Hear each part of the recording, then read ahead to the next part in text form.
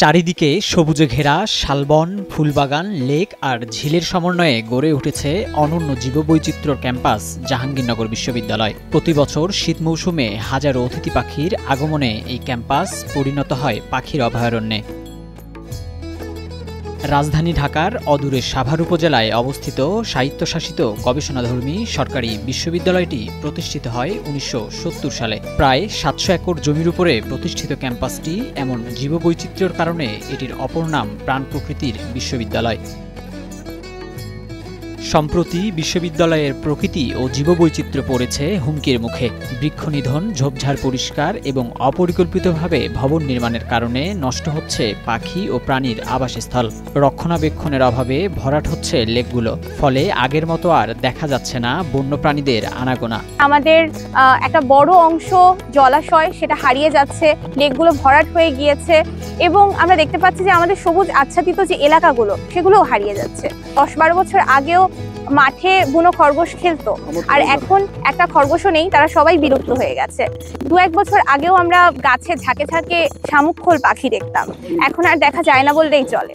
এমনকি এখন গভীর রাতে এই ক্যাম্পাসের পথ ধরে হাঁটলেও আপনি তক্ষকের ডাক খুবই কম শুনতে পাবেন। লাইট পলিউশনের কারণে জোনাকিরাও কমে যাচ্ছে। আমাদের ক্যাম্পাসের পরিবেশ, প্রকৃতি তারা খুব একটা ভালো নেই। গাছ কেটে লেক ভরাট করে আমরা এসির দিকে ঝুঁকে পড়ছি, ১০ তলা বিল্ডিং বানাচ্ছি, দুর্নীতি এবং অপরিকল্পিত উন্নয়নের রাহুগ্রাসে হারিয়ে যেতে দেখব। শিক্ষার্থীরা বলছেন, বিশ্ববিদ্যালয়ের বহিরাগতদের অবাধ বিচরণ, নির্মাণ কাজ চলার কারণে শান্ত পরিবেশ হারিয়ে যাচ্ছে। গাছ কাটার ফলে বন্যপ্রাণীরা তাদের আবাসস্থল ও খাদ্য সংগ্রহের উৎস হারাচ্ছে।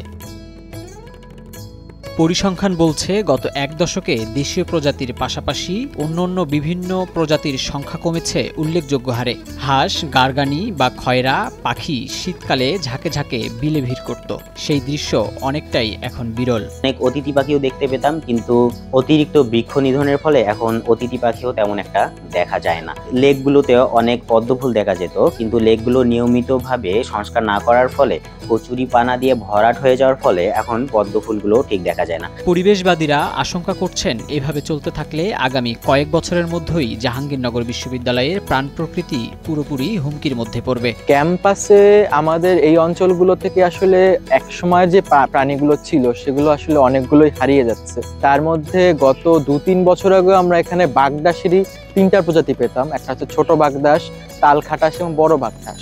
তার মধ্যে এখন আসলে আমরা একটাই পাচ্ছি, যেটাকে আমরা বড় বাগদাস বলি। ছোট খাটাকাশটা ঠিক আসলে হারিয়ে যায়নি, তবে এত সংখ্যায় কমে গিয়েছে তারা হয়তো এই অঞ্চল থেকে আসলে ছেড়ে আরো নদীর কাছগুলোতে চলে যাচ্ছে। বর্তমানে আসলে আমরা যেটা দেখছি যে অতিরিক্ত কনস্ট্রাকশন, মানুষ এবং আমাদের যে দূষণ, এটা এত পরিমাণে আসলে বেড়ে গিয়েছে যে ওদের হ্যাবিটেটগুলো র্যাপিডলি ডিক্লাইন করছে। ওদের হ্যাবিটেটগুলো, বিশেষ করে যেগুলো ঘাস অঞ্চলগুলো ছিল, যেখানে দেখা যেত ওরা বাচ্চা দিত কিংবা ঘুরে বেড়াতো, সেগুলো কিন্তু এখন প্রায় একদম নেই বললেই চলে। আমাদের দেখা যেত গত বছর বা তার আগের বছরও বিশাল অঞ্চল জুড়ে ঘাস বন তৈরি হতো। শীতকালে সেগুলো আবার খয়েরি রং ধারণ করতো এবং সেখানে প্রায় হাজারের খানেক মুনিয়া এবং বাবুই পাখি এসে জড়ো হতো। সেই ধরনের দৃশ্য কিন্তু এখন আর দেখা যাচ্ছে না। এটার একটা প্রধান কারণ কিন্তু দেখা যাচ্ছে যে আমরা আসলে যে ওভার যে কনস্ট্রাকশনগুলো হচ্ছে সেগুলো কিন্তু এগুলোকে পুরোপুরি নষ্ট করে দিচ্ছে। বিশ্ববিদ্যালয়ের শিক্ষক, শিক্ষার্থী ও পরিবেশবাদীরা বলছেন, জরুরি ভিত্তিতে মাস্টার প্ল্যান প্রণয়ন, বৃক্ষরোপণ এবং বন্যপ্রাণী ও পাখির আবাসস্থল রক্ষায় কঠোর নীতিমালা প্রণয়ন করা এখন সময়ের দাবি। অন্যথায় প্রাণ প্রকৃতির বিশ্ববিদ্যালয় হিসেবে জাহাঙ্গীরনগরের যেই স্বতন্ত্র পরিচয় বহন করে তা হয়তো অচিরেই হারিয়ে যাবে। লোটাস আহমেদ, নয়া দিগন্ত।